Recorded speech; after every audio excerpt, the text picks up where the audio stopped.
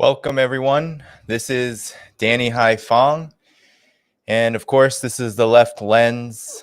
I am coming on here. I didn't know if I really wanted to do this. This is still very recent news that our dear comrade, very good friend of mine, and revolutionary journalist, activist, theoretician, I could go on, Glen Ford, has died. And I didn't know if I wanted to come on because this is still very recent news. There will be a lot more information coming in terms of, how to support the family, possibly how to support comrades and projects, including Black Agenda Report, that he founded and co-founded with Bruce Dixon, Margaret Kimberly, among others. It's a very sad day for me. To be honest, when I heard the news, I immediately broke down crying because this may not be a perspective you hear a lot because we're all very busy. We are working very hard. We are engaged in what literally is a struggle for life and a struggle of life and death, oftentimes in the things that we speak about, in the things that we talk about, and in the activity that we engage in on a day-to-day basis. So we often do not get to talk about the personal connection that we have with those that we are in this struggle with. And so I'm going to keep it on that subject and on that subject matter because it's so very important. And I'll let people come in. I'll be on for a little bit. I immediately had to take off from my day job. I just was in no shape. Most people are working right now. So to be honest, I have some time to share with you all just how much Glen Ford meant to me. I know how much he meant to the Black liberation movement, first and foremost, and to the people as a whole. He was a very accomplished person, and sometimes because of his dedication to the people, it was almost hard to imagine just how accomplished he really was and how much of a pioneer he was, especially in just Black journalism as a whole. I can't even remember all of the things that he started and formed, his deep relationships with people in the 70s and 80s, like John Conyers. And you should read his sort of obituary analysis, his rest in peace to John Conyers. It's a fascinating tale. And he talks about being on a train with him and trying to push him and say, hey, why don't you support a democratic socialist agenda in the open? And John Conyers told him, well, I wouldn't last very long now, would I? And he was always bringing that direct, concrete experience to the people to really demonstrate and expose the viciousness of this empire, the viciousness of white supremacy, racism, and capitalism. And he did it so well. And he was a mentor to me.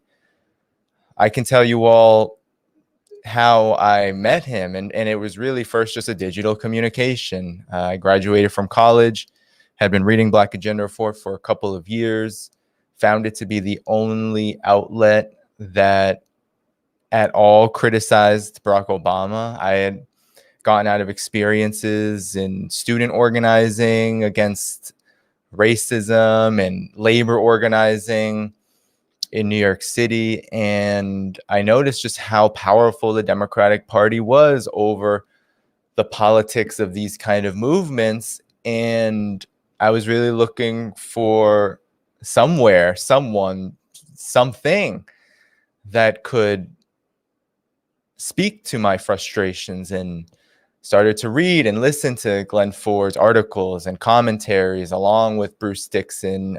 Even before I met them or knew them, they were already helping me. And Bruce Dixon also died in 2019. So these have been Heavy losses for Black Agenda Report, of course. These are the founders of Black Agenda Report, but heavy losses for our movement and our struggle. So, I'm not going to get into anything relating to the loss. This is a very sensitive thing for the family. I am really just here to talk about my personal connection to Glen Ford, because I've been thinking about it a lot today, especially. And yeah, as I said, I met Glen Ford first just sending in an email. I was submitting my first piece, and I had no idea. I had written for my school paper, but I wasn't a writer. I had been schooled in academia. I had just done 4 years of undergraduate work, and to be honest, you don't really learn how to write in college. You kind of learn how not to write, or how to write to a particular audience, and that audience not being the people, that audience being wealthy elites and the sort of bubble that academics live in. That's how you learn to write, and you learn to second guess yourself over and over and over again. And so I remember submitting my first article to Glen Ford, and he really wanted to publish it, but it was not good work. And we just exchanged over emails what I needed to do to correct it. And perhaps the best advice as a writer that I ever received, which seems so simple and is basic writing 101, but this is how incredible of a writer he was, that he could just tell other writers and those giving submissions that you need to follow a clear path of ideas. He sent an email ahead, A to an arrow to B to C, meaning idea A should follow to idea B, which should lead to idea C inside of an article. They should all connect. And that was probably the most helpful advice I had ever received up until that moment. I was at the time 23, and from then on, I was just interested in submitting because, again, Black Agenda Report was the only one of the only few. There was only a small handful that have ever done this, but as of right now, Black Agenda Report was the only one that really lasted, that consistently upheld a critique of the Obama administration, and not just a critique of its policies, but its function. We never really got that during the Obama administration's reign.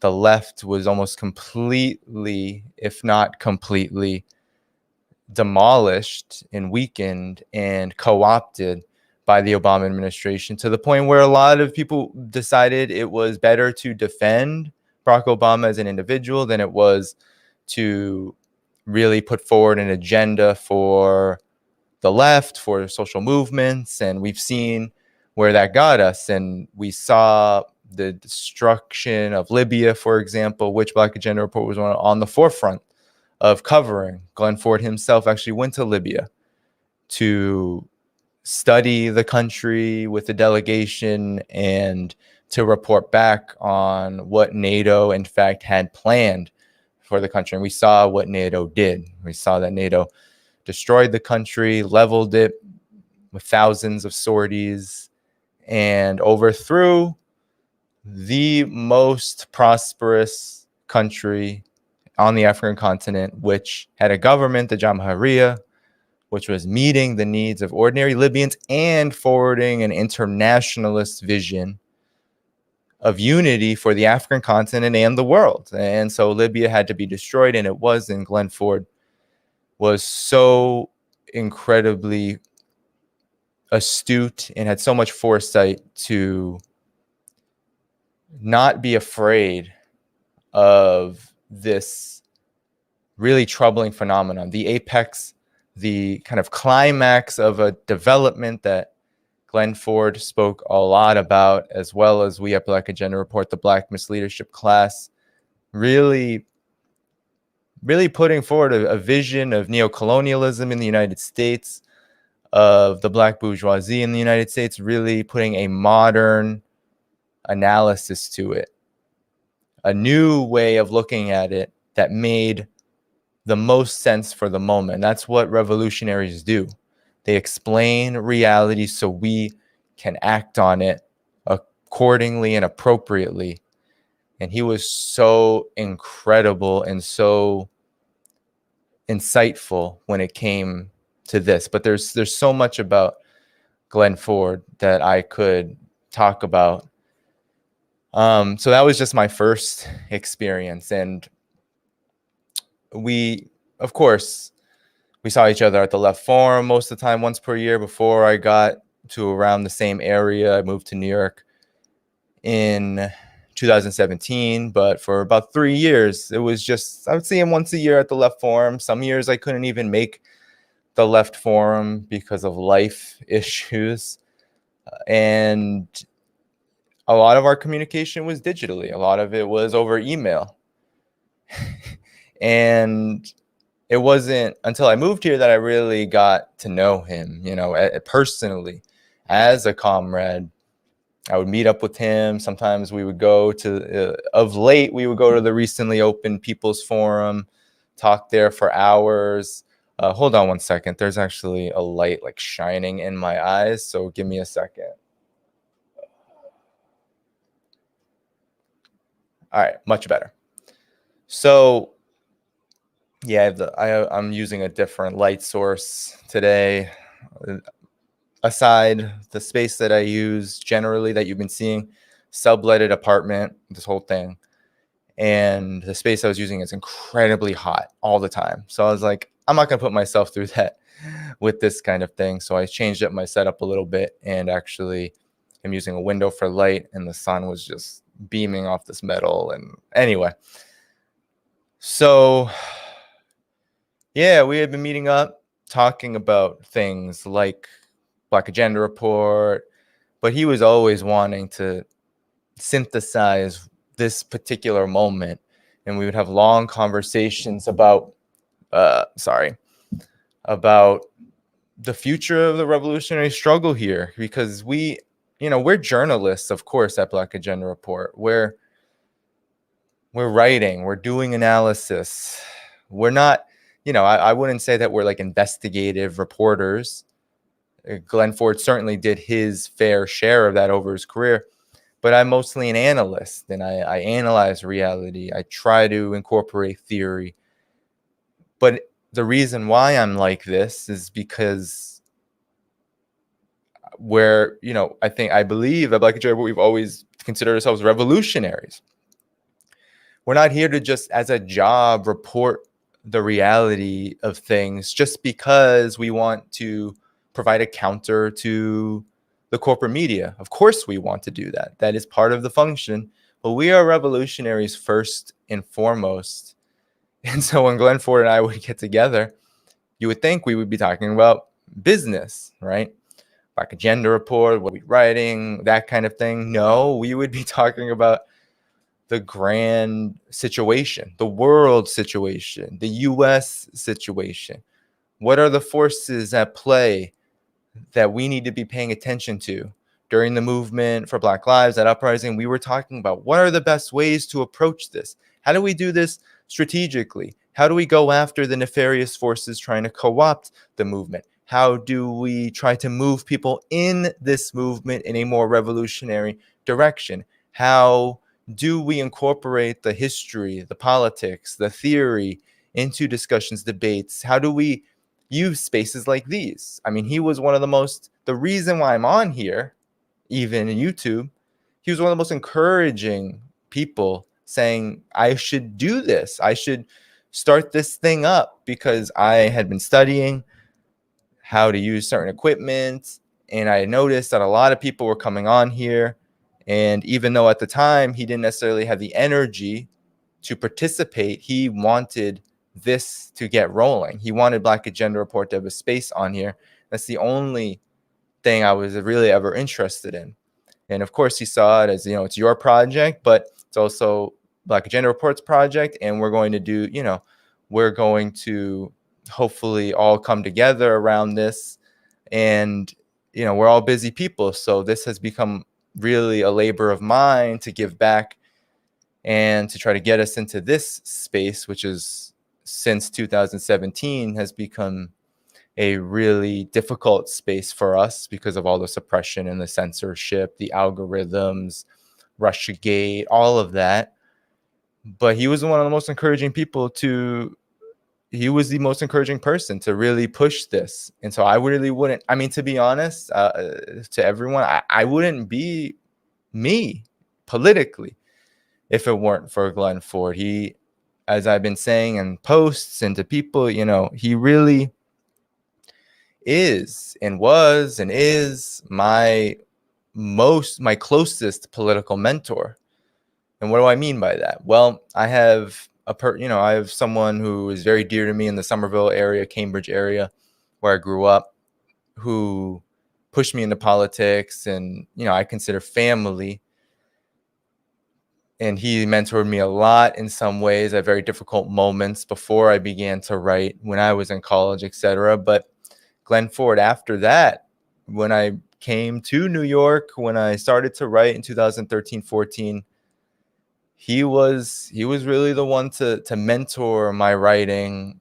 I really took a lot from him, not just his superior intellect, his dedication to studying history, which it seems a lot of people have forgot to do, his ability to be unafraid of what the reaction would be to a correct position, because that's what he always strived for, and his ability to not a lot of us on the left do not have enough humility.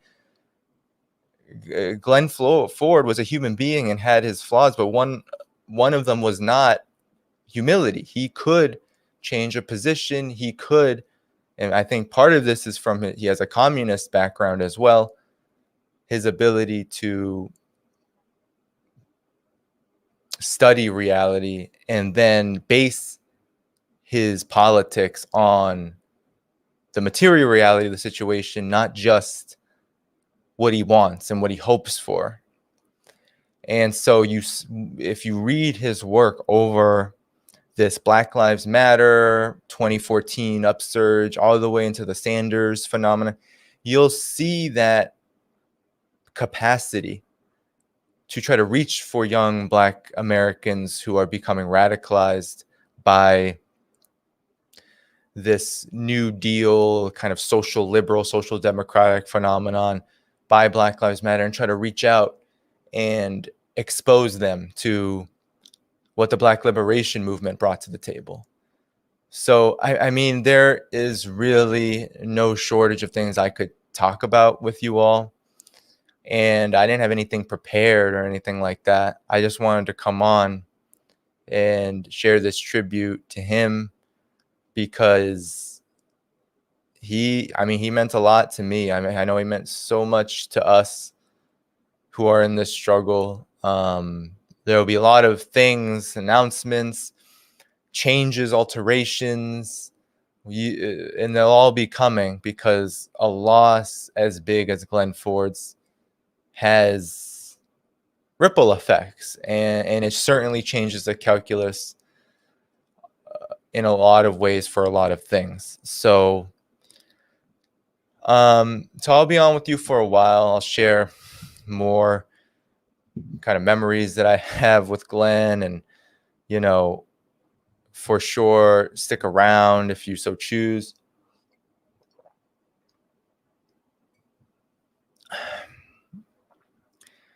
So yeah, I mean, where to begin? I don't know. I'll react to some comments here, actually, to just give a little bit of a break. How about that?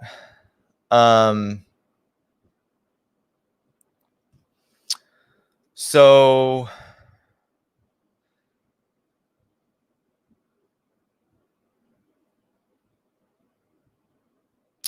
yeah, okay. Yeah, it's a very emotional moment for me. right now, and I know for so many comrades who I know have been sharing condolences. I know there have been a lot of losses lately just in this movement, over the last couple of years. We've had Bruce Dixon, Kevin Zeese, who I only had the pleasure of meeting just once. And man, it was that regrettable because he was a wonderful human being and of course, survived by his wife, Margaret Flowers, who is another great revolutionary and honestly one of the nicest people you could meet. And she's deep not in all struggles, anti-imperialist struggles, as well as one of the real champions and honestly one of the pioneers of the Medicare for All struggle. So we had Bruce, we had Kevin Zeese, we had Abdus Lukman, who, also regrettable that I never got to meet. Such a wonderful human being. I know that, they were so supportive of my book project when it first came out. Jackie Lukman is one of the, one of the most committed and incredible comrades we could have in this struggle. And, I follow her very closely and I'm always lucky and so happy to be on By Any Means Necessary whenever they want me on. And I'd always hoped to get out there when, to visit them and their beautiful dog. But, I'll definitely have to get out to DC soon and see a lot of comrades who I have not been able to see. And with this pandemic, seeing people traveling is a lot more complicated, as you all know. Somebody mentioned Glen Ford's voice, and yes, Glen Ford, to be honest, I'll just put it out there, in terms of politics, maybe you have a preference just in the radio journalism realm or in media realm as a whole about voices, but in terms of politics, I don't think that there was a voice that was more piercing, more cutting, and just more impactful than Glen Ford's over the airwaves. His voice was captivating. He knew how to tell a story, and he had so many layers, but I felt like his approach was he was going to he's old school, so he was going to make politics fun and cute. And there's a lot of things that I think we try now in this new age where media consumption is so quick and we all it's all the next like. Speaking of which, like all of the videos and subscribe to this channel because we're being throttled, by the way. So that's not just for fun. We ask for likes and subscriptions and things like that because our channel will not be seen otherwise. So please do it as I speak about this. But as I was saying, his voice was not for that. He wasn't doing his radio commentary for clicks and likes, and he wasn't trying to get the Zoomers or whoever it was to hit the like button and make it go viral. He wanted you to listen, which we don't do a lot of in this moment. I love you all for listening to this, for listening to me. But when I say listen, I don't just mean hearing the words and learning from them, but he wanted to have a conversation and he wanted you to stay in the moment of education, political education, and consciousness building. So you would go out and do something about it, whatever it was. And so it almost felt like every time he spoke that the developments were that ominous, that we are talking about imperialism. We're talking about white supremacy. We're talking about the black misleadership class, or Bruce Dixon wanted to call them the black political class. We're talking about very serious developments, the counterinsurgency warfare against the black left, the imperialist destruction of revolutionary movements and national liberation movements, and the erasure of radical politics, the economic crisis, whatever it was, whatever he was speaking about, he wanted you to stay there and to feel that, just to describe and analyze something in a way where the cuts, the bruises, the hits, the falls, the damage of oppression was felt, because that's how it should be. We need to feel that, because it's not just about pulling at heartstrings. It's about linking our struggles in a solidaristic way and in a manner consistent with solidarity, right? That, I felt like, was always the point of Glen Ford's work. His articles, which I read every week, despite writing for Black Agenda Report, I would read all of his articles and I would learn a great deal. Some of his articles inspired my next article. So sometimes I felt like I was a week behind him, and for good reason, because he was someone who could do what I can't do. My model of writing right now, although it's changing a bit depending on where I submit to, if I'm contributing to CGTN, sometimes it's just I'm going to write that day and I'm going to submit it because it's shorter or whatnot. But for Black Agenda Report, my model was I would always start, kind of like the week before submission, and over time fill it in, write it in. So sometimes I felt like I was a week behind developments, but Glen Ford had an uncanny ability, and some of the best writers I know have an uncanny ability to have the idea, the concept, the outline, whether it's in their heads or written down, and then the day or two before they want it to be submitted, they're working on it and it's done. And honestly, that is quite a gift that he had, but that came from decades. I mean, really decades of experience. The wealth of experience that I learned from him, the stories he would tell me about his time in the military, his witnessing the militarization of the cities during the rebellions, witnessing himself. I believe he was based in Georgia when he was in the military, witnessing himself, Black people refusing to go to DC to put down the Black rebellions after Martin Luther King was assassinated. His activity as a communist, because he has a Communist Party background, just talking about what that was like in the 60s, especially, which was a very difficult time for communists following the Red Scare and McCarthyism. And also his time in the Black Panther Party, all that I learned.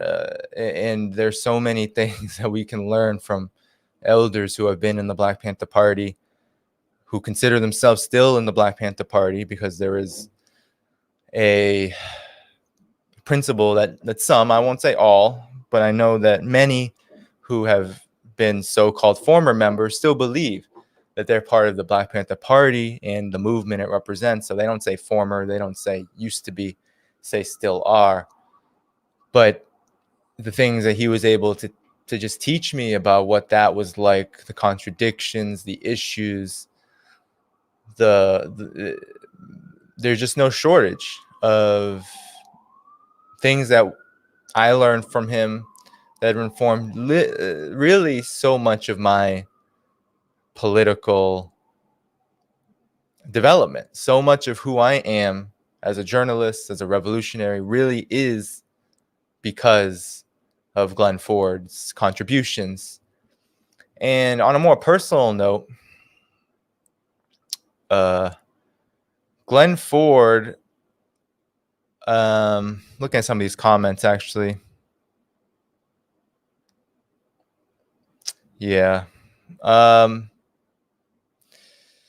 Glen Ford, he really had my back.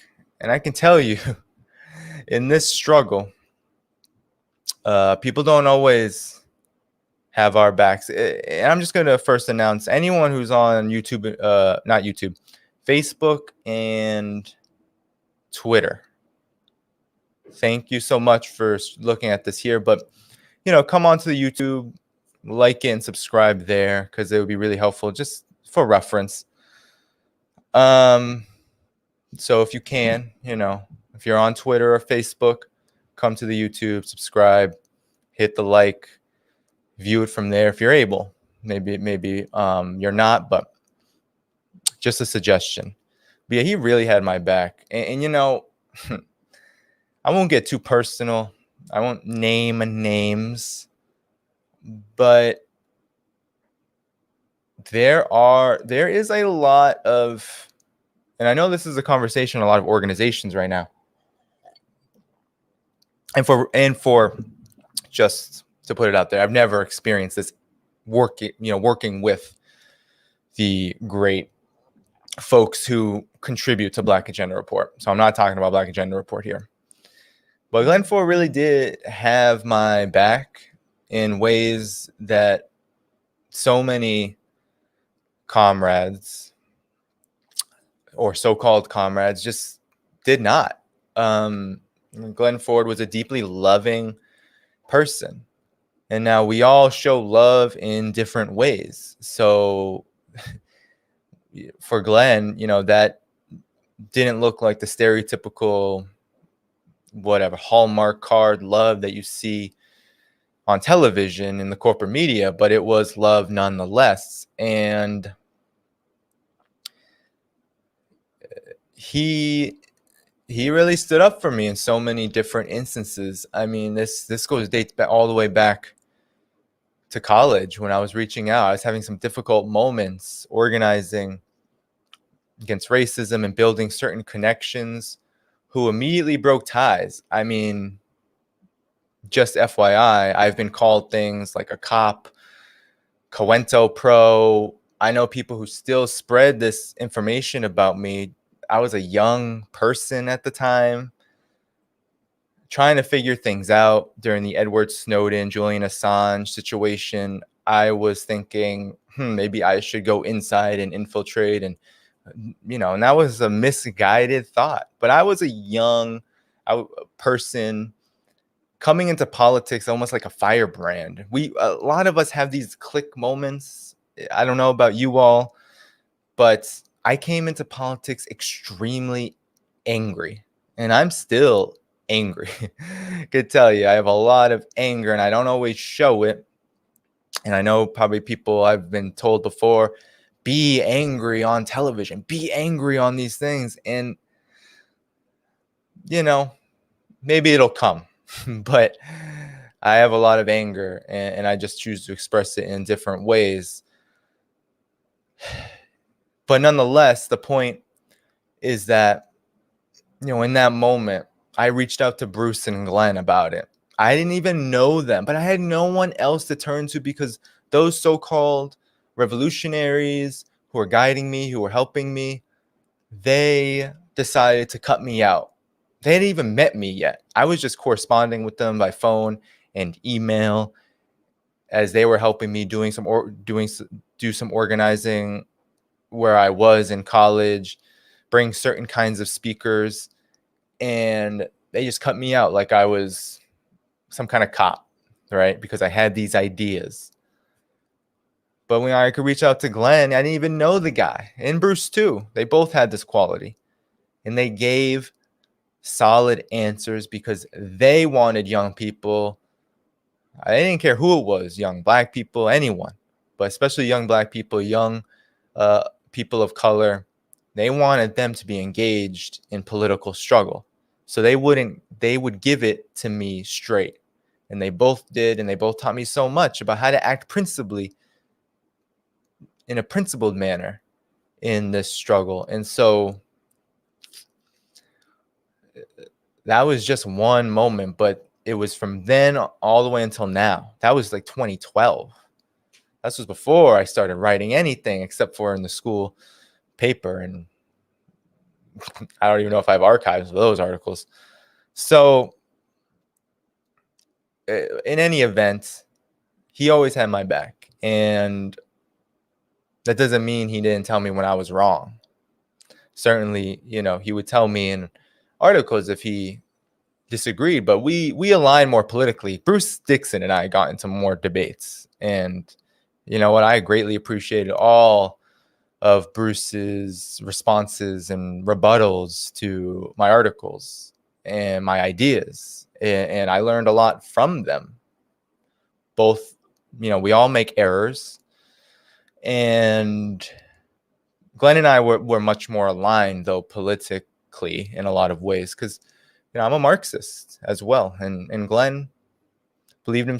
He was a communist. He was not afraid to talk about that. Long history of it, of that background as well. Anyone who was in the Black Panther Party has somewhat of at least an exposure to communism and communist politics, but he was even more so a student of communism. And so, yeah, he went to bat for me. I got into a lot. I've gotten into a lot of issues with, my participation, for example, in Black Agenda Report has been a point of contention. And I'm not afraid to say that it has been, because I know it has been. Oh, you're not Black. Why are you participating in Black Agenda Report? Not an uncommon question that I've received. But he never, ever questioned my participation in Black Agenda Report. We had many conversations. People don't know this because they tend to just look at the surface level of things, the symbolism of things, whatever. They're just looking at everything like it's some sort of, I don't know, easily digestible product phenomenon that you can understand it without actually being inside of it, without actually engaging in it, right? So many people out there, and you all know who you are. I don't even want to get into it. But we had many conversations about this. I was upfront about it. I mean, we talked a lot about this kind of participation because I just started submitting articles to him. There was nothing nefarious about it. I wasn't looking to slime my way in and take over anything. I just started submitting, and he and others approved it and published the work. And that's how that relationship started, and it continued. And we talked about my role at Black Agenda Report, and he was like, yeah, you won't be in leadership here. This is a Black-led institution. And I said, of course it is. That's what it will always be. And so I was perfectly fine with, I'm going to contribute work. I'll contribute the work, and I will make sure my politics align with the ways in which the leadership wanted the Black Agenda Report to be presented to a public audience. And that was that. And that's how it's been. And he's always had my back ever since we've had those conversations. And, really served as a mentor for me. That's what he was. He was a mentor, because the countless conversations we had about politics really always helped me understand better certain phenomenon. I remember, I think it was 2015, 16. Black Agenda Report was in the heat of the Black Lives Matter debate. There was a discussion. There was a real debate happening.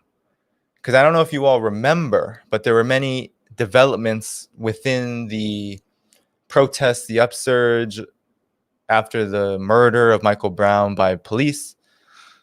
And then, of course, the non-indictment, and Darren Wilson got off, and then Eric Garner, and, we can keep going and going, Sandra Bland. And it was a really intense moment. And then the elections started to happen.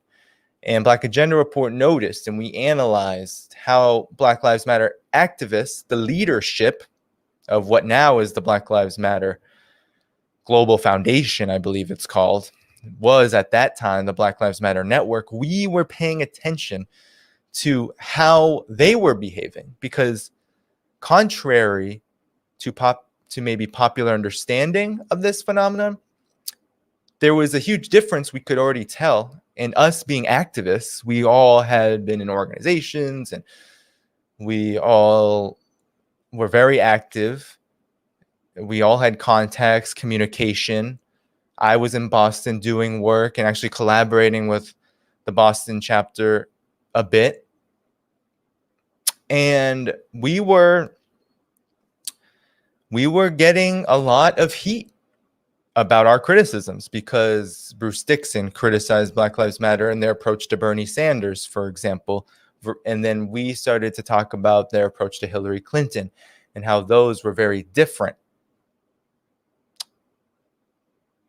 And how the approach of targeting Democrats in a certain way that spoke to and inevitably led to what seemed like a tacit endorsement of the Democratic Party was something we did not want to see repeated. We didn't want to see that happen, so we wanted to engage in the debate, and Glen Ford always saw it as a high mark of achievement that Black Agenda reports intervention into this matter did lead to a non-endorsement, a statement saying from Black Lives Matter, the network, that they were not going to endorse the Democratic National Committee, the DNC.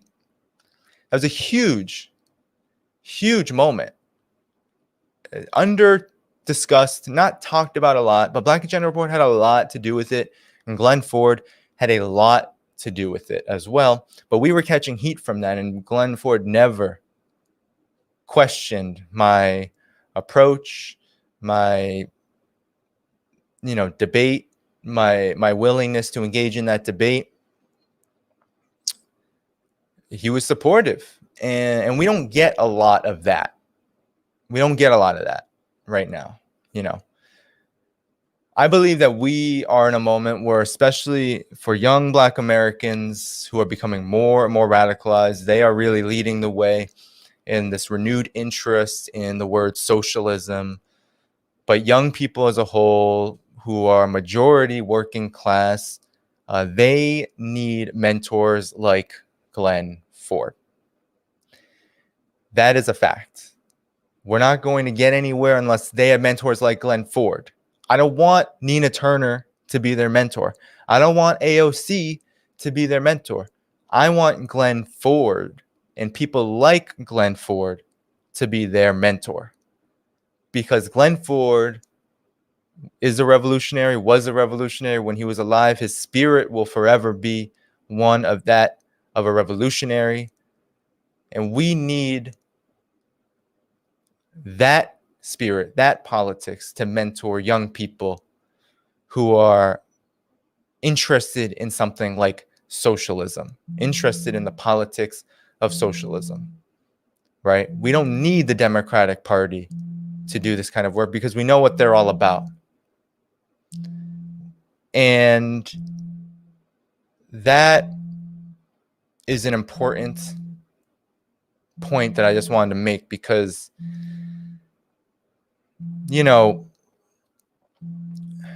we're in a crisis of leadership right now, and I gotta say, the death of Glen Ford really highlights this, because Glen Ford, he would always say, he was involved in organizations, but he was not going to lead. So I'm not going to lead a revolutionary organization. I'm going to do my analysis. He would tell me this, because I would ask him about movement stuff, because I'm also an activist, and I know he has a wealth of history of being an activist, but he would always be straight and say, at this point, this is what I'm contributing.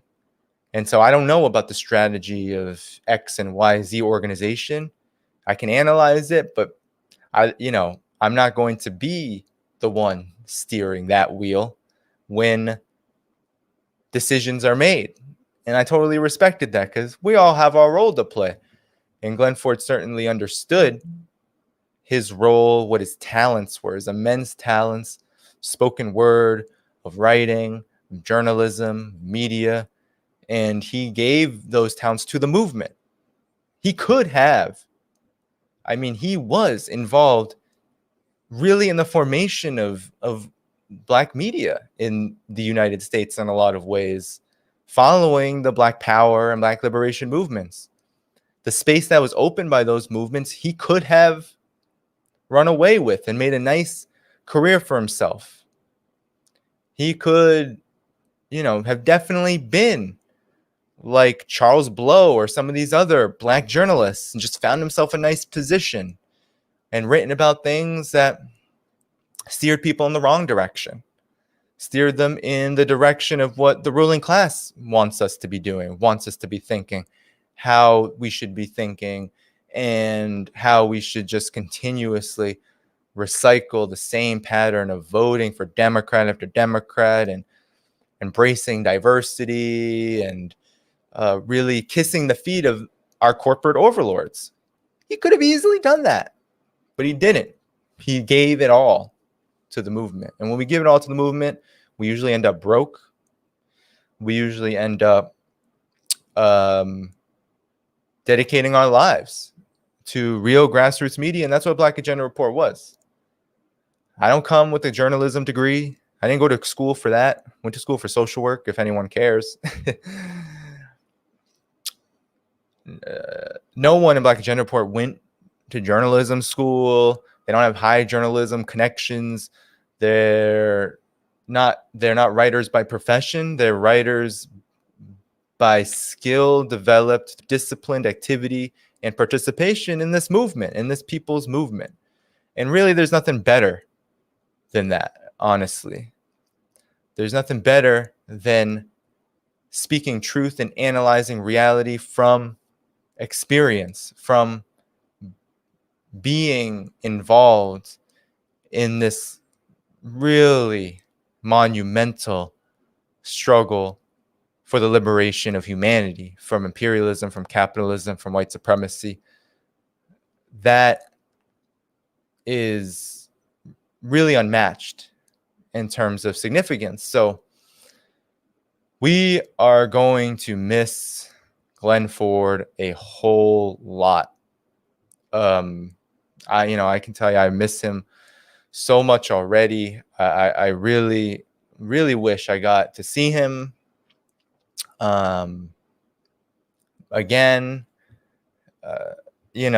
I'm sure I speak for a lot of people who are viewing this, but the pandemic and how it changed the way that we behave and travel and being able to see people. There's nothing more difficult, it feels like, than losing someone in this moment where distance has become a real reality, and seeing people and communicating with people has become that much harder for so many different reasons that are not even just pandemic related, but just the ways in which our alienation has increased greatly since the pandemic began. And if you all want a suggestion of watching something that really hit home, that's kind of on a different end and not, definitely sort of an interesting contrast to the work we do at Black Agenda Report, with a lot of interesting alignment as well. Listen to or watch Bo Burnham's Inside. I know that's like a wildly popular program that's streaming right now. And yeah, it just hit me hard because that that really describes a lot of our predicament right now. So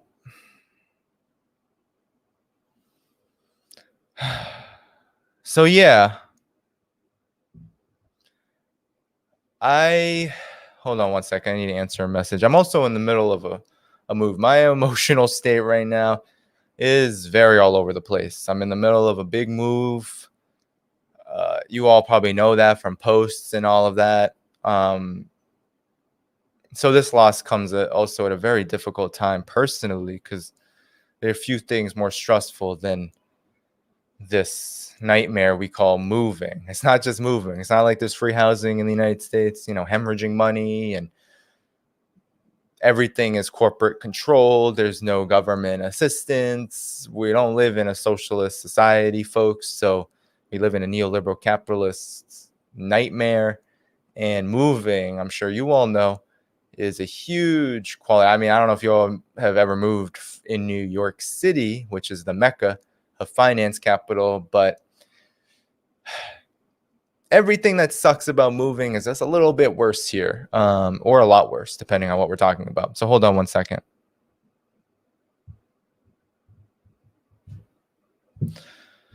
Okay.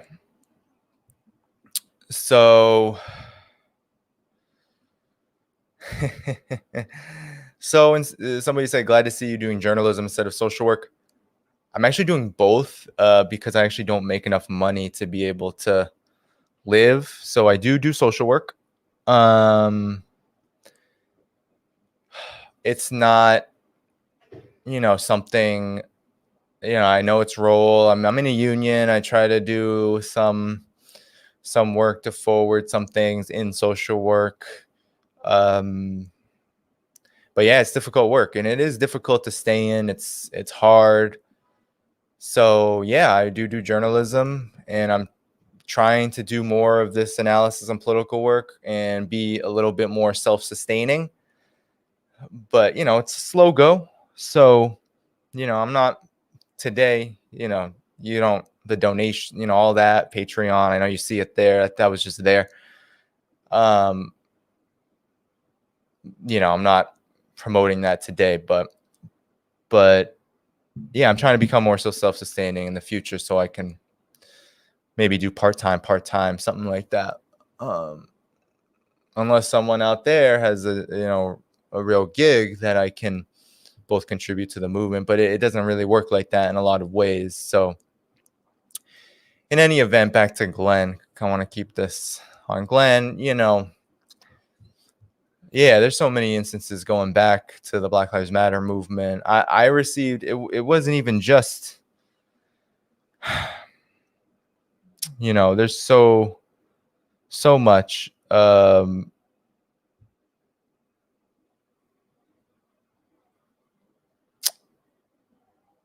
Yeah, there's a lot to the loss of Glen Ford for me, and I told you, I'm kind of cried out. I immediately, I don't even do this, I myself, Marlon Craft, one of my favorite rappers, has a line in one of his songs where he said, "I want to cry, but you all made me a man," right? Where he's kind of talking about how manhood and there are certain aspects of it where crying, yeah, is taboo, it's stigmatized, seen as weak.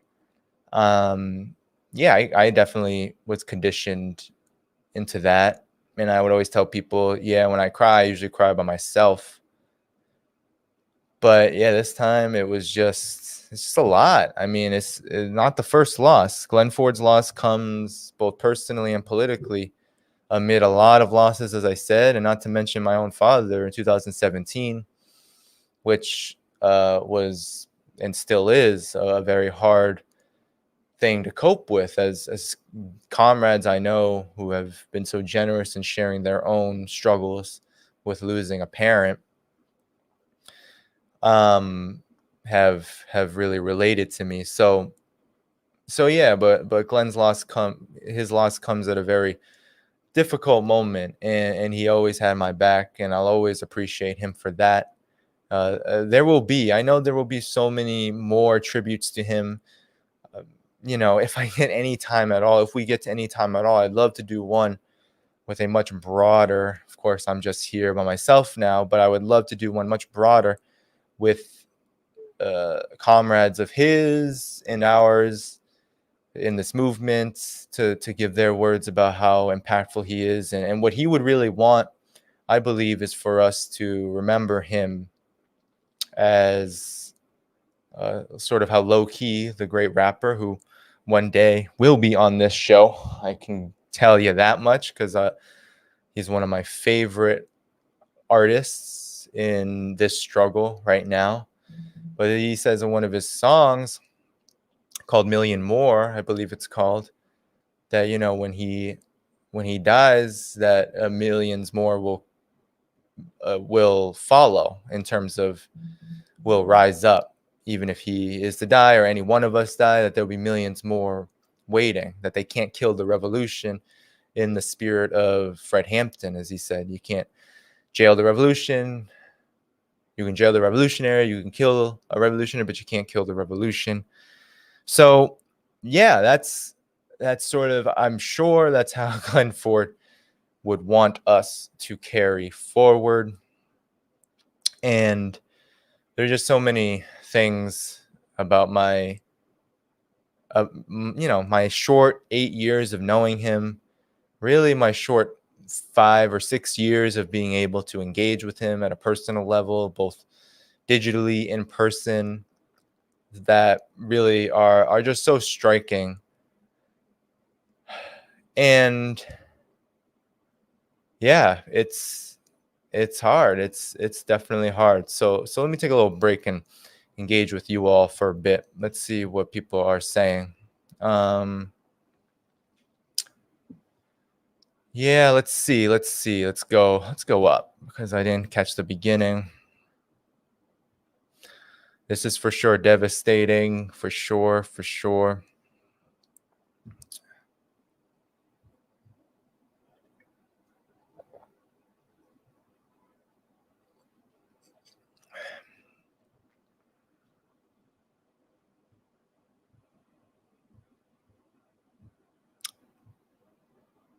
Somebody sending love from Somerville. Sending love right back. I'm from Cambridge. I know we had a lot of rivalries. I don't know if you're native to Somerville, but that's the deal. But I spent a lot of time living in Somerville as well because Cambridge is very unaffordable after I got back from college. Okay.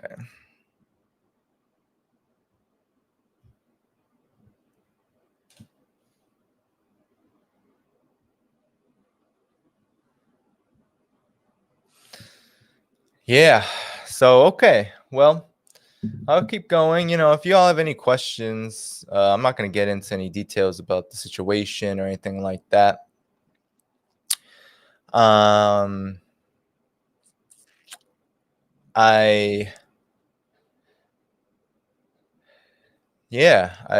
just so many things going through my mind when I think about Glen Ford and his life. I'm hoping that we can all do some collective mourning soon. There's so much really that we can learn from him. I hope that we really dive deeply into his past work that he left for us. I mean, some of his analysis on the Bernie Sanders phenomenon and its emergence, socialism, quote unquote, social democracy. He had so much commentary on that. The last time I had spoken to Glenn, I visited, he was with a friend, and we all went to their house here in the city, and we had a deep conversation about China because he would say that you're really becoming the China person. You're really becoming the China contact. In not just, he would always be very flattering, and I'm not good with flattery. I don't do good with compliments, but he was very happy. He would say to me, though, look, China is very important, but let's make sure to hit the entire foreign policy and global situation. And he was very aware, and he would talk to me about, he was very aware of China is really at the center of that. But we would talk about the situation with China. He was very fascinated about the developments that were happening there. And, he came out of a tradition. The left in the United States, largely, especially the socialist and communist left, even though the Black Panther Party was very, very, very friendly with China during its existence, and stood up for, stood up with China against imperialism. There's a great essay, Charisse Burden-Stelly has recently been sharing it around, but Mao Zedong wrote 2 great essays. I believe they were both speeches, but they were also printed in essay form, expressing solidarity with the Black movement. So you should definitely check those out. And so Glen Ford came out of that era. And during the reform and opening up period, a lot of the communist left saw that as a betrayal of socialism, right? Saw that as a betrayal of the communist path and goal.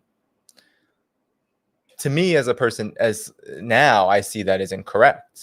That's not true. There's nothing that states explicitly that it is true. There's no good evidence for that. But I do want, to say that Glenn and I would have great discussions about this very topic. And he was so incredibly insightful on navigating contradictions. And he was very interested in this technological revolution. And we would have deep discussions about this, about China's infrastructure and what it was developing and how much it threatened finance capital and how that was such a primary contradiction. The real antagonism, I think, and we both thought on this planet, was finance capital and the world, which really is another way of saying imperialism and the world. That was the principal contradiction of this moment, that imperialism led by the United States was doing anything it could to maintain supremacy and control, that it had reached this crisis moment. And we had discussions and debates about what that really meant, both at a level of the production process. He was so insightful about understanding what he called shit jobs and austerity. And he talked about it a lot, analyzed it a whole lot, this whole low wage capitalist phenomenon, this stage of capitalism, what he called late stage capitalism, along with many activists and theoreticians and organizers out there now who call it late stage capitalism. So we talk about the role of China in challenging this and how earth shattering it's going to be. Because we didn't just talk about the now. We always, we're often as journalists talking about this is what is happening right now. But revolutionaries, we not only talk about what's happening right now and what's immediate, but we need to be able to not predict the future, because we cannot necessarily do that. There's no crystal ball. There's nothing that can say, well, this is what it's going to be like in 5 to 10 years. Although I know everybody, I know there are a lot of things that are happening that we know are going to be a big problem or a challenge or an obstacle in the next 5 to 10 years. But we would talk about how we are going to respond and what we need to do politically to address challenges that are 5 years away, maybe 10 years away. And I have for so long, and I'm going to say this probably until either happens or it doesn't happen. And maybe I'll be wrong. But I would always say to Glenn, I'd be like, Glenn, in 5 years, I do not see the United States tolerating China surpassing, in GDP terms, U.S. capitalism. I don't see finance capital allowing that to happen, because contrary to what many people believe, hegemony, the very concept of power, is actually more important to the ruling class, especially finance capital, than is often assumed. That's why you don't hear any rational voices coming out of the ruling class around China. There isn't a maybe we should be peaceful with China. There's all this, and there are a lot of so-called journalists out there who think that China and economists are like, China's in cahoots with the Democratic Party and Wall Street, and it's just hogwash. It's just BS. There's no semblance of a reality. So we would talk about what the reality of the situation is. In 5 years, at that time, I'm not even going to be, I think I'll be 36 or something like that. What is that global situation going to look like if China indeed surpasses the United States in GDP terms? It already has in purchasing power parity terms, because the RMB goes much farther than the US dollar in their respective contexts. So that's a foregone conclusion in a lot of areas technologically, 5G, AI, China's ahead. That's already happened. But just in this overall economic supremacy, what happens when China is number one? That's going to, and what that entails, all of what that entails. How will the United States respond? That, to me, is going to be the biggest question on the order of the day for any revolutionary who's out there, and anyone who calls themselves a progressive and who's now out there spewing anti-China and also anti-Russia propaganda, they're sowing a reality that will look very much like a catastrophic global confrontation. We can call it World War III, we can call it whatever we want, but it will be catastrophic. And we have to really understand that imperialism is also about hegemony, and it does not have the capacity to adapt in a meaningful way. It has the ability to adapt so long as it is dominant, so long as there isn't an alternative there to challenge it. Because during the Cold War period, all the adaptations of US imperialism and Western imperialism, they were all about maintaining supremacy. Whether it was reforms at home to placate and to provide a cut of the pie to a section of workers, or whether it was abroad, coups, interventions, wars, all aimed at containing the Soviet Union, pushing the Soviet Union to its death, i.e., like Afghanistan, 1979, or whether it was China and diplomatically, economically isolating China for so long and taking advantage of the Sino-Soviet split, on and on and on. We are seeing a similar thing play out, and Glen Ford was one of the few people I could have rational conversations with about this, at least in my immediate life. I know that there are many, many more people coming out and are really interested in being part of a peace movement to stop U.S. aggression toward China. But this is existential. This is at the root of everything. And so Glenn and I would have a lot of conversations about that.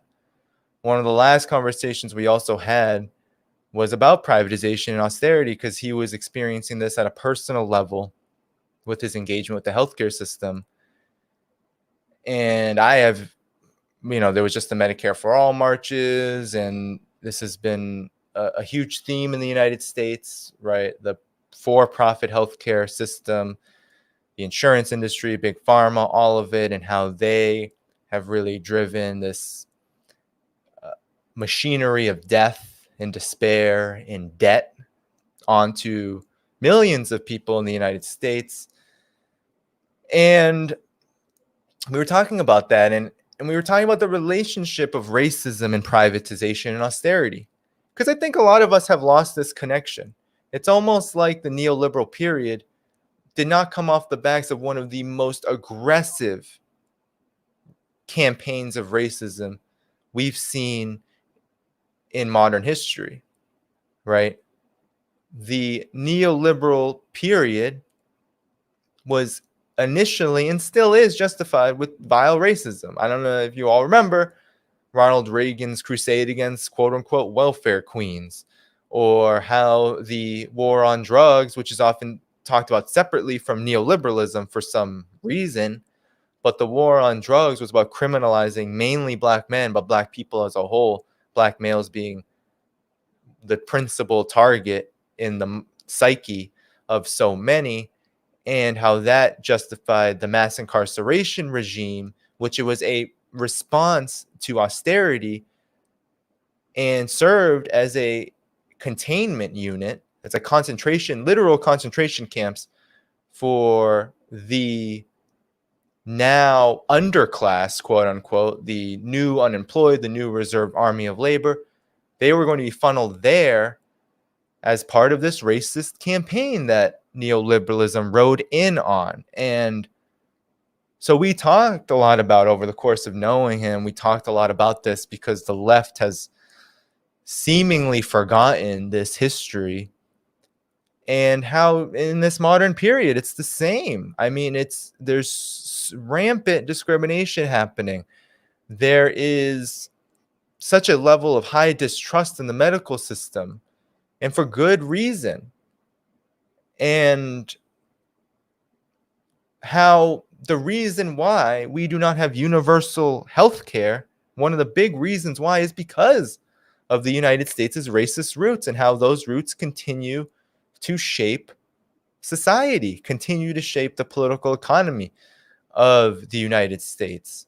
That if racism did not exist, there would be more of a capacity to have a united class struggle that could advocate for something like Medicare for all, etc., and win it, possibly, or have it, But the very way in which the U.S. regime, the state, was formulated was around enslavement of Africans, genocide of indigenous people, colonization, the slave trade.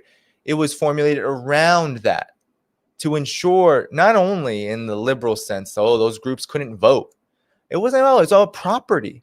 Black people were property. Indigenous people, they were still seen as non-existent and in need of elimination, not even property. They wanted the property that they sat on, or the land that the settlers viewed as property, right? That's the foundations of the U.S. government, the state, and that plays out in the modern period as this austerity regime, which is fueled by racism, this privatization, this move towards privatization. Who is it targeted most at? Like, what we covered at Black Agenda Report, and Glen Ford did a great job at this, but Bruce Dixon was really at the forefront of this as well, of covering the privatization of public education.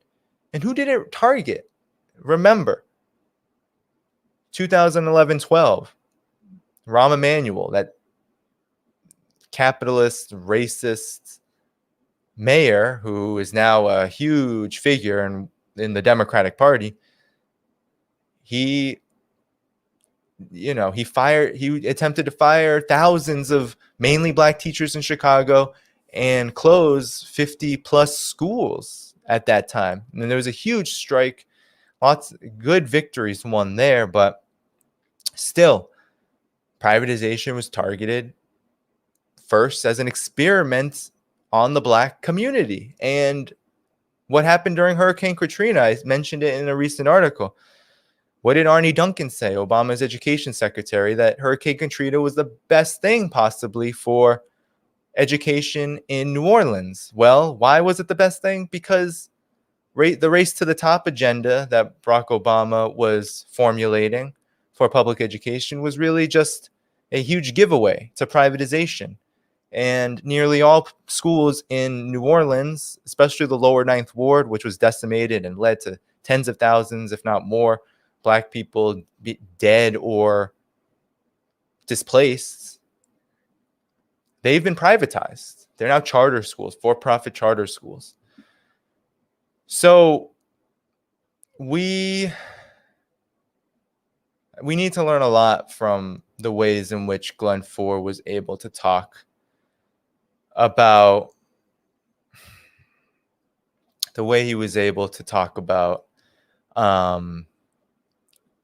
things like this, the role of race in society. I am so sick, and it like hurts sometimes, because I'm not, I didn't grow up with the Black experience in the United States, but I grew up with what it's like to be viewed as a quote unquote Asian in the United States. I was just watching an episode of, I'm sure some of you know the program The Office. I was watching an episode of that to just like decompress, and man, just the virulent anti-Asian racism that exists in the media, it just comes up. Now it's more taboo, but honestly, tokenism to me is not any better. But for me, growing up in that experience of being viewed as a gook, as a chink, as someone lesser than human, throughout all of my childhood, when I say most, into this day, and then to see so much of the so-called left be so scared and frightened. No offense to the white left out there, on here, anywhere else.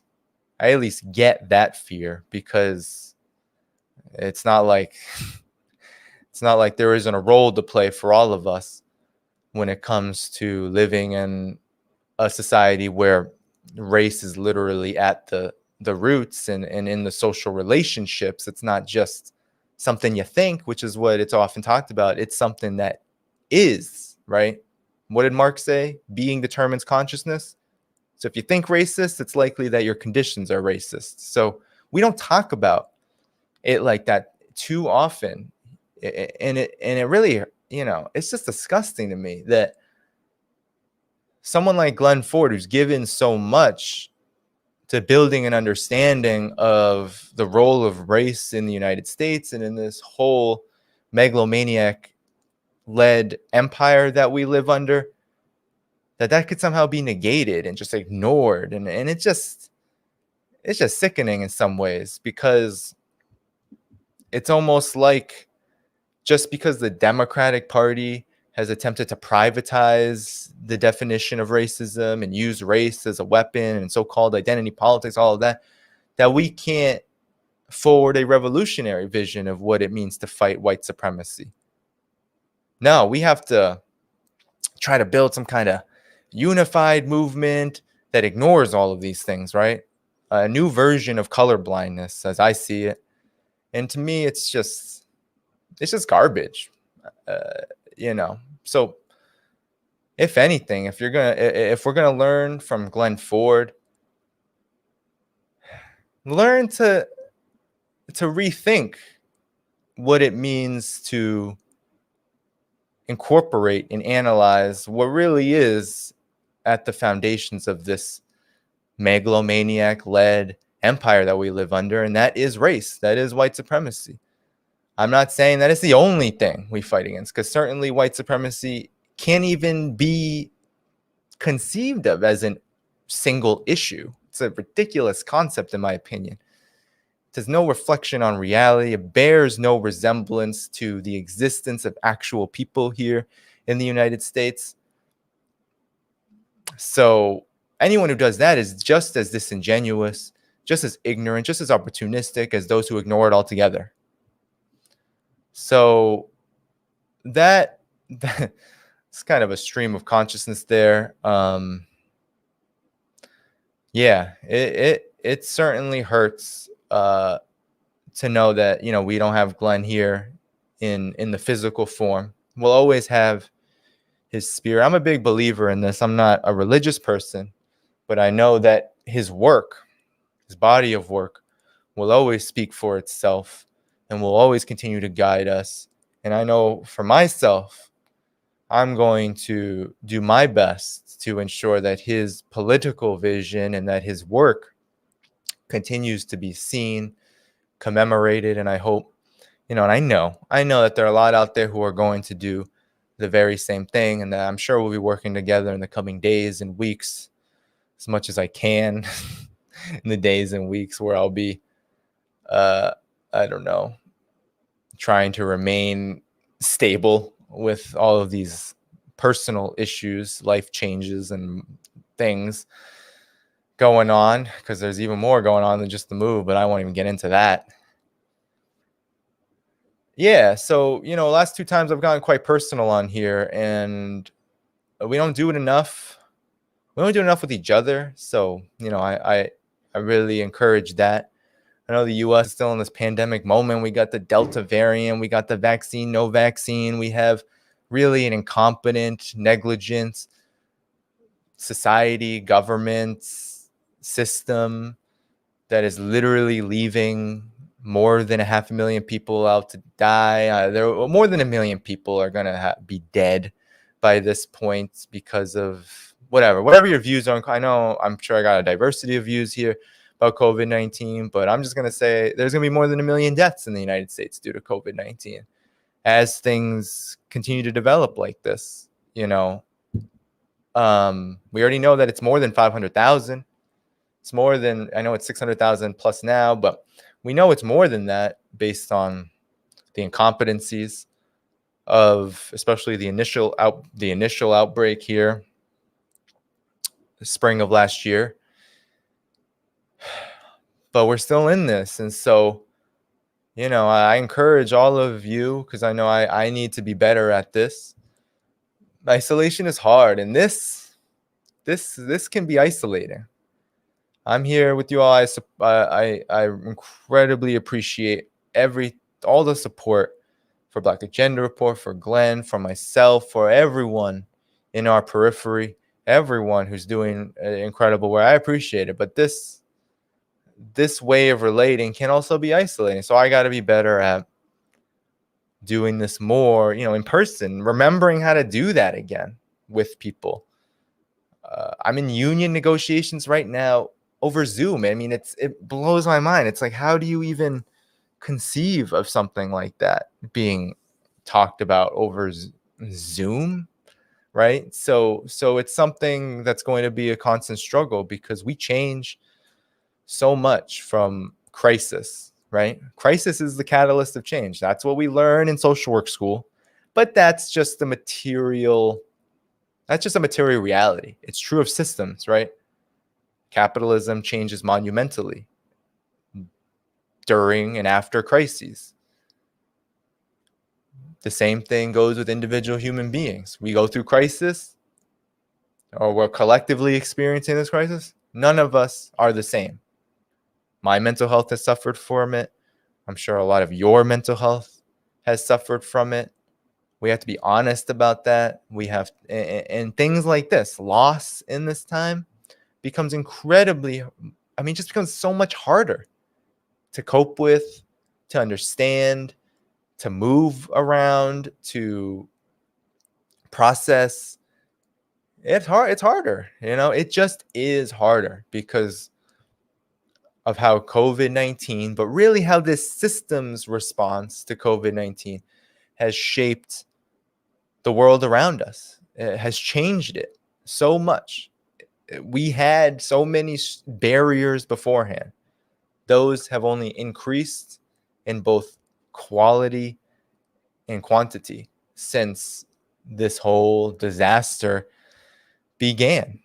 And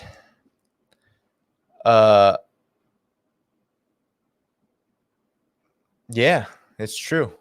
We need food, exercise, and sleep. We need to take care of those needs. I know I've had issues with that over the past year plus. Most people have. And, in times of loss like this, we need to be both nice to ourselves, gentle with ourselves, and also with our comrades. I can tell you I am so sick. One of the things that Glen Ford taught me was that you got to treat people with respect, And there are people out here who think I've treated them with disrespect or something like that.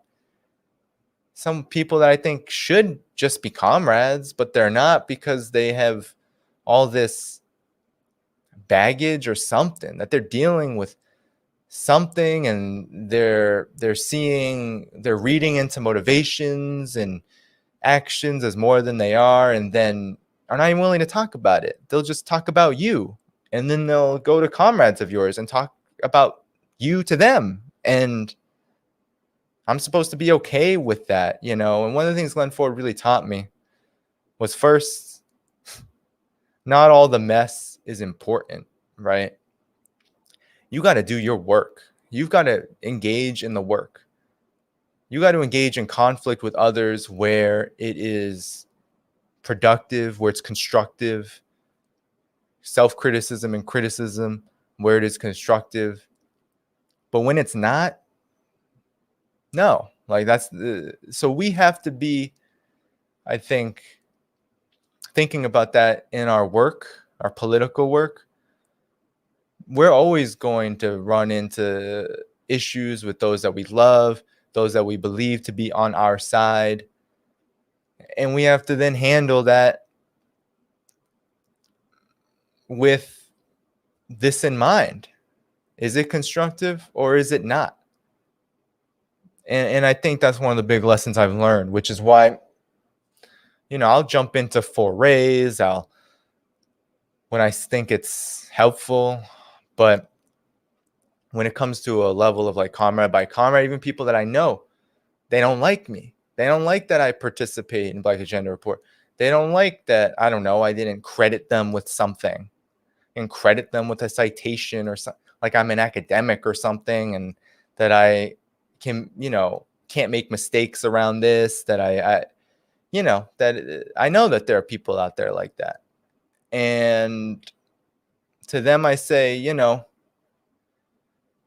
we're in the same struggle and we got to engage in the same struggle. And we just have to, there's a term, professional revolutionary. Lenin talked about what that meant. And that meant that, your duty, your life is revolution.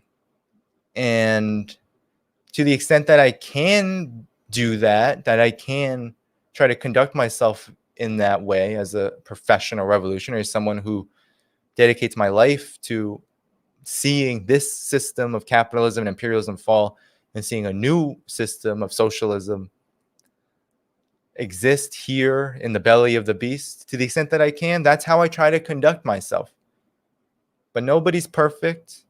Not Glenn, not me, not anybody. There is no definition. There's only guides. There isn't a script. So we have to be gentle to each other. And I think when we lose comrades like this, we need to be able to humble ourselves. I've made mistakes in this struggle. We all have. We all will continue to make mistakes. And we just have to be able to move through them and treat each other better. I am so sick. Look, there are conflicts out there.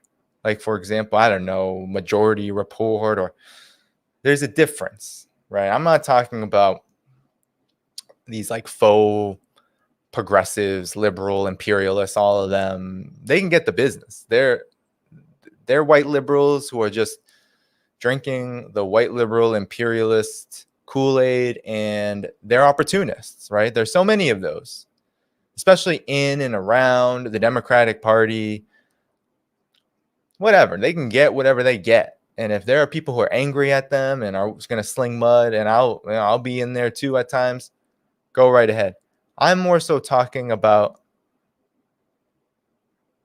each other. Those of us who are claiming ourselves to be revolutionaries, those of us who are fighting for socialism or another system, however we conceive it, because not everyone is a Marxist communist like myself.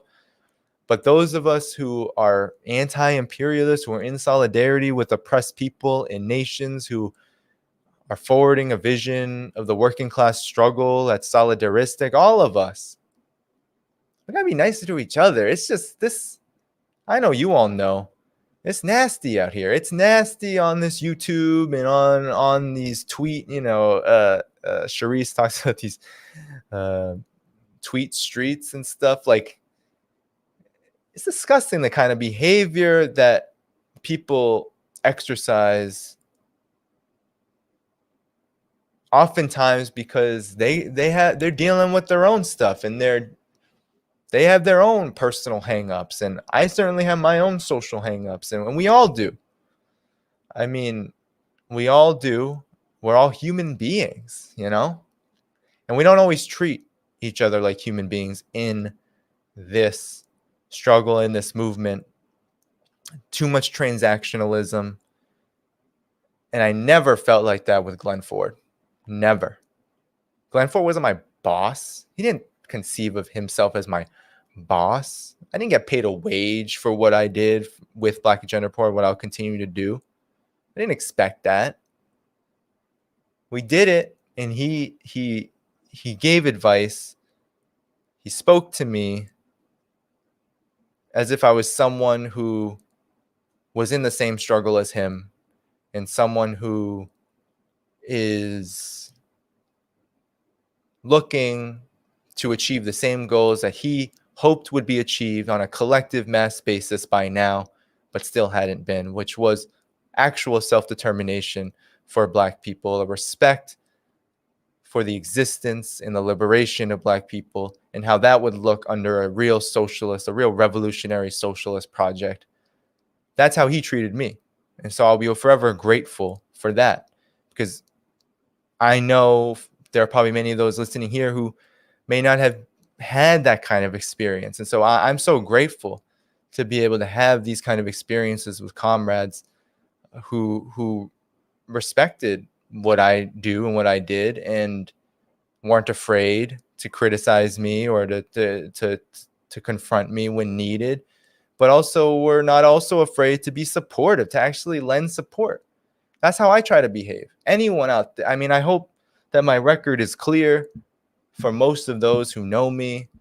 I know that I'm not, we're not all perfect, and it's hard to always keep communication. But for anyone I've tried to do work with, I've always tried to just be supportive and just to lend constructive criticism to those who are in the same struggle as I feel like, those who are genuine, those who are newcomers, those who are ordinary people, because that's how I see myself. There's a slogan going around in China right now, because and it's beautiful, and I hope that you all can catch, and I believe I've shared some, but there's some beautiful social media being shared around of, ordinary Chinese people, volunteers, and also, those local officials, Communist Party members who are doing their best to rescue as many people as possible, save them not only from property destruction, but also from, from a threat to their lives, these huge floods in Henan province. And I've been, so I'm always so inspired by those things. And there's a slogan going around all over Chinese social media that common people are the heroes, And the same thing was true with COVID-19 in China. The reason for the containment was not just because the government did the right things, and the government did plenty right, but hundreds of thousands, millions of ordinary people volunteered their time to help each other, right? We don't have that kind of infrastructure here. It wasn't just, oh, let's go look for a volunteer organization, nonprofit that can only sustain a certain number of people. No, these are hundreds of thousands, millions of people giving up their bodies and their lives because they care about their fellow comrades. They care about humanity, human beings. So, I think that you all should check out that footage if you can find it. I'll try to share it around on my Twitter or something. But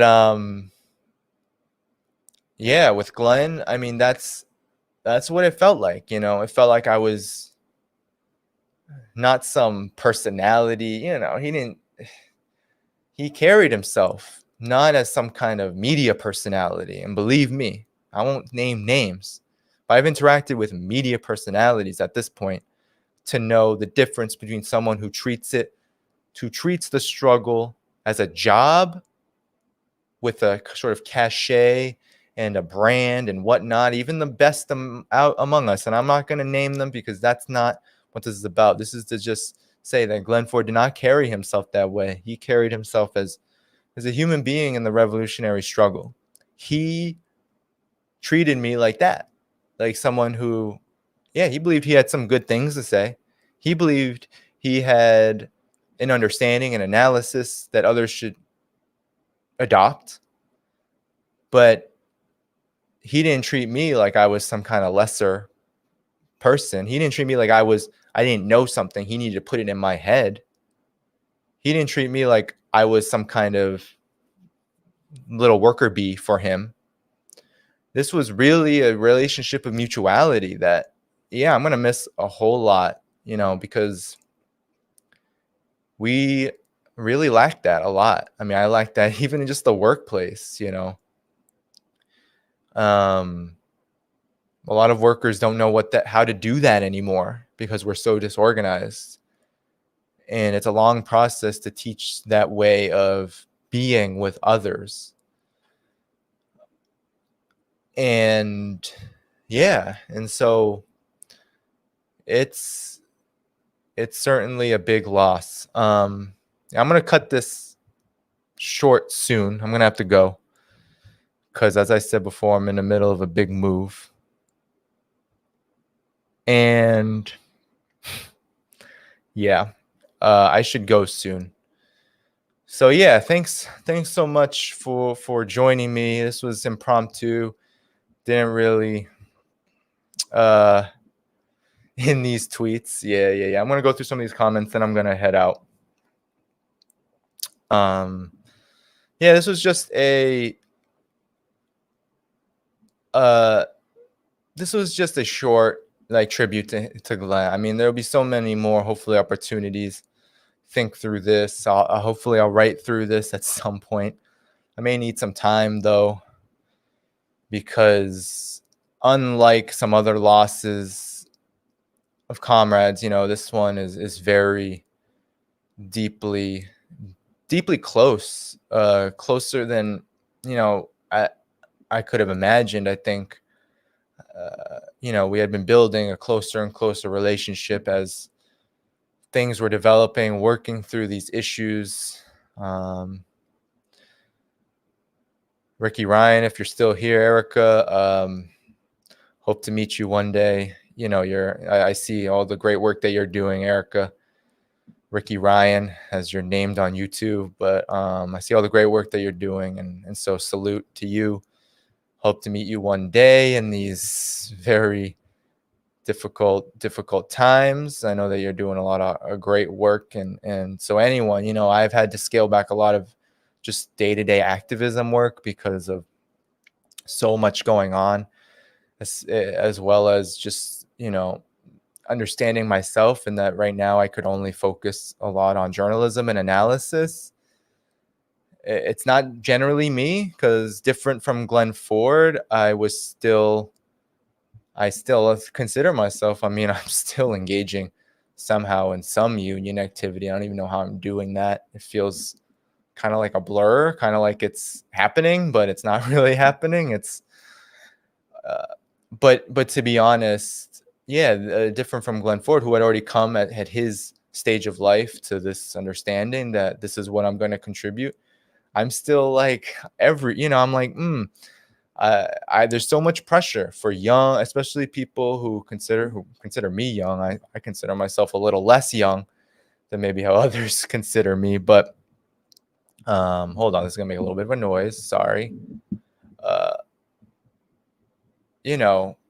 I'm always feeling the pull and push.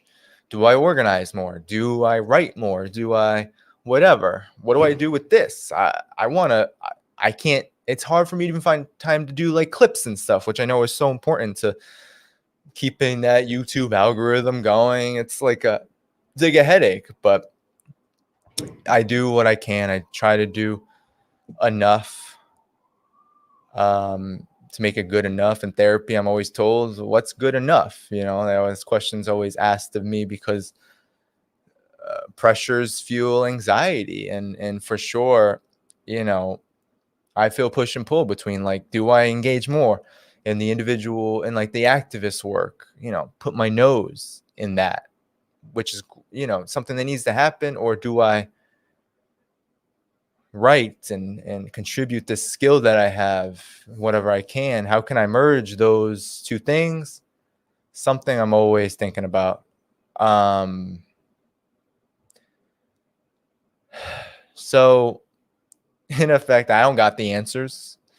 I appreciate all that tuned into this tribute of Glen Ford. Rest in power to him, founder of Black Agenda Report, a pioneer of Black media as a whole, but especially Black left media, a revolutionary, a socialist, an intellectual, one of the best that this struggle has produced, and someone who, on a personal, deeply personal level, influenced everything that I do, and anything that you see me doing, any work that I have done has been done with him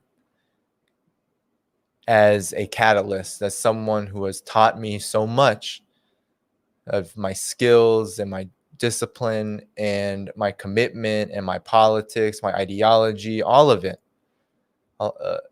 has Glen Ford's mark on it, his influence and his love. And so, I hope you all carry that forward with me. And I know that we're doing the best that we can. And I know that with these cataclysmic times, we are going to have a lot of opportunities to really seize the moment, seize the time. And I look forward to destroying this system and to building this new socialist, this new revolutionary project that we need with all of you. So with that said, I'm going to head out. Peace out, everyone. The status of tomorrow's live stream is unclear.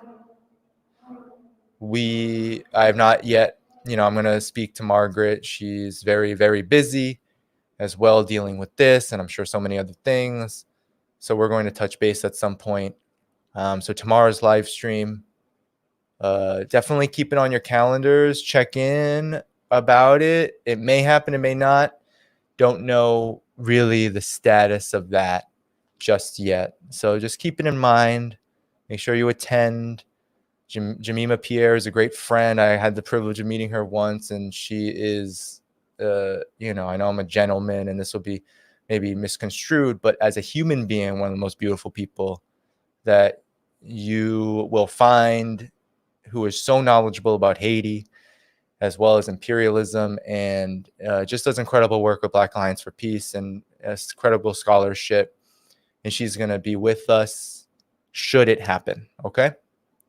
So she's incredible. She's been making the rounds. She's been on BBC recently. She's been everywhere because she's just that talented and that skilled. And so, salute to Jemima Pierre. We'll be on tomorrow with her should we be moving forward. If not, we will be coming back around to you soon.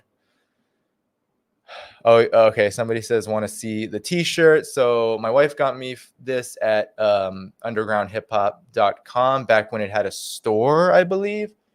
It says power to the people. It's an incredible shirt. I love it. I love it so much. It was a great store. I don't even think it was in Boston. Me being a big hip hop fan, don't know if it exists anymore.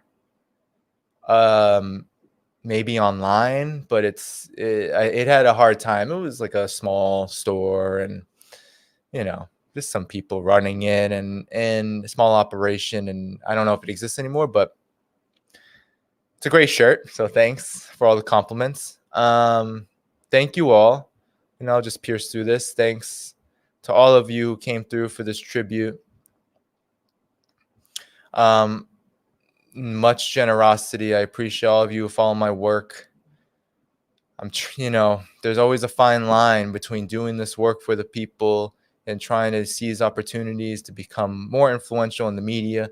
And that can lead to opportunism. And just know that I am genuinely here for the people. This is, whatever financial means that can be mustered up, that is all to sustain work for the people. I'm a revolutionary. Glen Ford is my biggest teacher, and we are navigating such a difficult moment of crisis for this system. And I know all of you who follow my work, who follow Glen, especially those who follow Glen and are in good hands from all that he has taught us, and, onward and upward in this struggle. Peace, comrades, and rest in power, Glen Ford. Glen Ford Presente. Take care, everyone.